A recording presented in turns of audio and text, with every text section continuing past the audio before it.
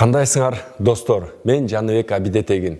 Бүгүн силерге кылычсыз самурай китеби тууралуу айтып берем. Кылычсыз самурай.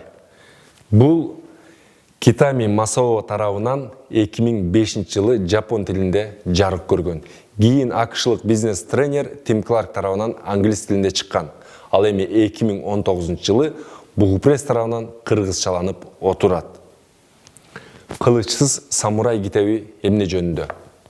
Бул ошол кезде 16 жылында жашаган жапондордун легендарлуу жол башчысы Тойотоми Хидеёши тууралуу.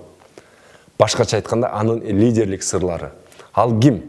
Ал карапайым үй бүлөдөн чыккан, бою кодойгон, кулактары делдейген, түрү суук, маймыл деген атка конгон жөп жөнөкөй бир киши.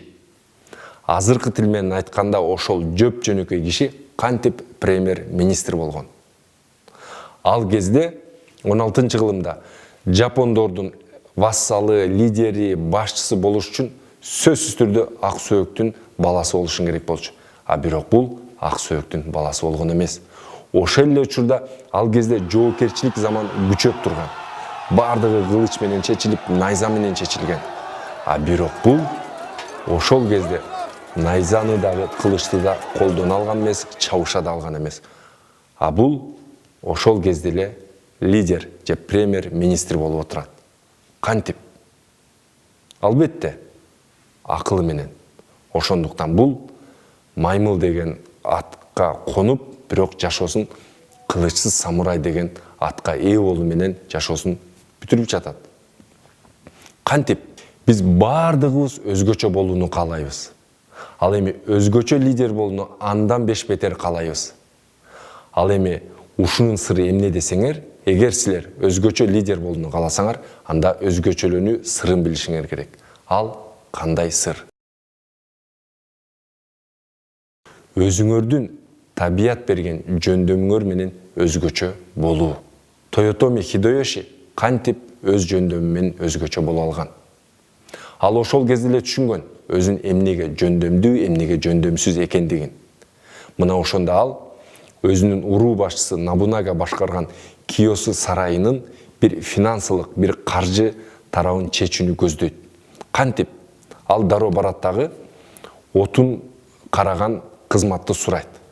Ошол кезде отун күндөн күнгө кымбаттап, ал кездеги чечилгис маселеге айланган. Дароо Набунагага барып, ушул кызматты мен аркалайын, уруксат бериңиз дейт дагы. Эң биринчи эле эмне кылат? Ашканага түз барат. Барса эле ашпозчулар тамак аш даярдап атканда отунду сарамжалдуу, үнөмдүү пайдаланып аткан көрүп, биякта проблема жок экен дейт дагы. Дароо отунду караган мурунку кызматкерге, башчысына барып, аны менен кеңешет, андан сурайт, анан менен сүйлөшкөндөн кийин көрсө, отундар, сарайга келген отундар өндүрүүчүдөн сарайга бир топ ортомчулар аркылуу келчү экен. Мына ошону дароо түшүнгөн Тойотоми Хидеёши түз эле өндүрүүчүгө барат. Түз эле айыл тургундарына барып туруп айтат: урматтуу айыл эли, мына силер бул куураган ар бир бактаракты бизге алып келип берсеңер сарайга, мен ар бир куураган бактарак үчүн бирден көчөт берем дейт.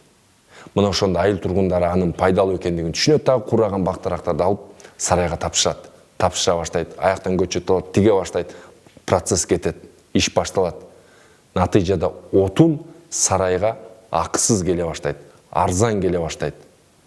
Мына ошол кезде Набунага уруусунда жөнөкөй кызматчы болуп иштеген Тойотоми Хидеёши эң чоң көйгөй каржы, казынадагы каржы маселесин, финансылык абалды жөнгө салат.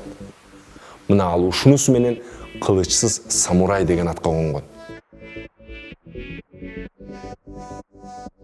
Кылычсыз самурай. Эмне үчүн биз, кыргыз окурмандары, кыргыз жаштары бул китепти окушубуз керек? Анткени 16 кылымда жашаган Жапониянын легендарлуу жол башчысы Тойотоми Хидеёшинин лидерлик сырлары биздин Айкөл Манас атабыздын лидерлик сырларына аябагандай окшош. Айкөл Манас убагында кулаалы таптап, куш кылдым, курама жыйып, журт кылдым деп кыргыз элин жыйнаган. Мына 16-жылында жашаган Тойотоми Хидеёши Жапон элин жыйнап бир мамлекетке айландырган. Силер таң калышыңар мүмкүн. Жапондор өздөрү тегерегин суу каптаган бир аралда жашаса, ал жерде бир эле эл жашаса Жапон деген. Анан кантип анан бир эл боло албай, бир мамлекет боло албай жүрүшөт деп ойлошуңар мүмкүн. Албетте, убагында жапондор дагы уруу-урууга бөлүнүп, бириге албай, уруу-уруу ортосунда ар кандай чабыштар болуп, кыйналып жашап келишкен. Мына ошол элди бириктирген бул Тойотоми Хидеёши. Баса, мунун аты Хидеёши эмес, Хидеёши. Муну туура айтышыбыз керек, достор. Анан бул кылычсыз самурай бүгүнкү күндө аябагандай актуалдуу китептердин бири болуп саналат. Эмне үчүн дегенде, ошол Тойотоми Хидеёшинин сырлары бүгүнкү өсүп келаткан ар бир жаш муунга алардын лидер болуусуна жардам бере ала турган аябагандай сонун осуяттар. Эми достор, мен силерге Тойотоми Хидеёшинин, башкача айтканда кылычсыз самурай байкебиздин осуяттарын окуп берейин. Албетте, жашоодо жолдуулукта маанилүү, бирок максат коюу, жана ага жетүүгө жан үрөп аракет кылуу андан да маанилүү. Бийликке жетүү бул бир. Эң маанилүүсү ага жеткенден кийин тең салмактуулукту сактай билүү. Элди башкара алган күчтүү, бирок өзүн башкара алган кудуреттүү.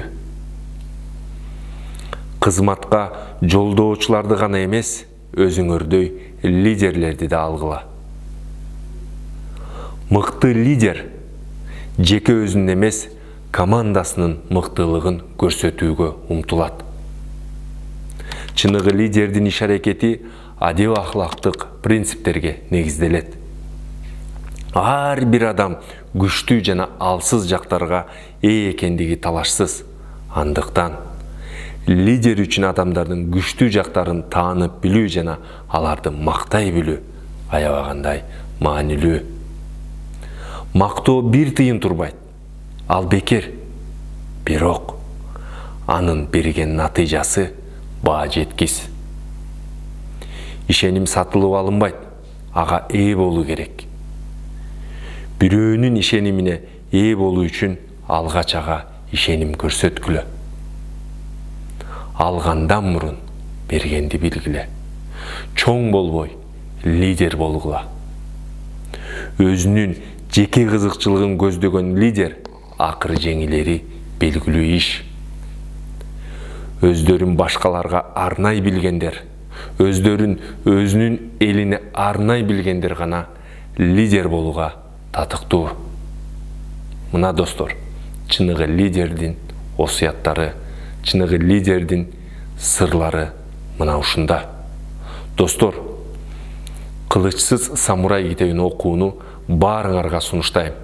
Анткени бир менеджмент деген илимде Жапон менеджменти деген өзүнчө бир илим бар.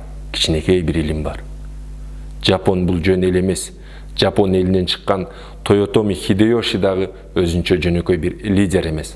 Анын лидерлик сырларын биз баарыбыз билсек, баарыбыз үйрөнсөк, зыянынан пайдасы көп демекчимин. Ошондуктан кылычсыз самурай китебин окуйлуу жана башка китептерди окуйлуу. Мен эмки видеолорунда башка китептер жөнүндө айтып берем. Андыктан көрүшкөнчө. 1, 2, 3. Китептер берген күч. Достор, каналыма жазсаңар, китептер менен чогуу машыгабыз.